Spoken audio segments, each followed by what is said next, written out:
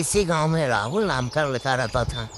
उसे काम धंधे में बिल्कुल भी मन नहीं लगता था और दिन भर पूरे गांव में घूमता रहता था।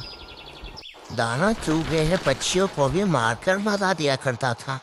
गांव के पार्क में जाकर अपने दोस्तों के साथ गप किया करता था। उसके दोस्त उसे बहुत समझाते थे क्योंकि वह अपनी माँ की बात नहीं मानता था। उसकी माँ एक दिन उसे बहुत डांट रही थी और उसे कह रही थी कि ऐसा मत करो, तुम अपने जीवन में क्या करोगे, घूमते मत रहो। तो राहुल कहता है, माँ मैं एक दिन बहुत बड़ा आदमी बनूंगा, फिर तुम देखना। एक दिन गांव में बहुत अजीब आदमी आया।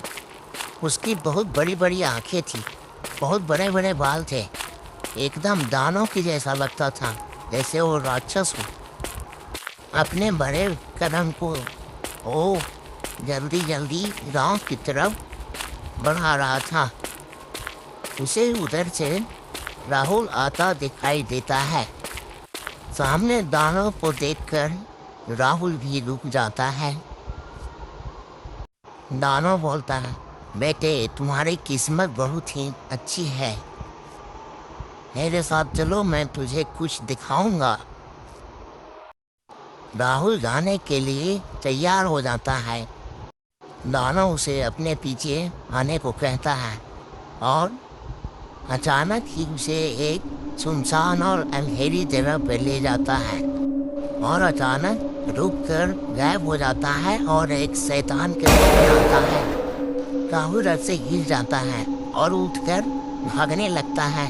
शैतान भी उसका पीछा करता है। किसी तरह राहुल वहां से जान बचाकर अपनी गांव की ओर लौट आता है। ये सब घटना वह अपनी माँ को बताता है और उसकी माँ कहती है, बेटा बिना जाने कहीं भी किसी व्यक्ति के साथ नहीं जाना चाहिए।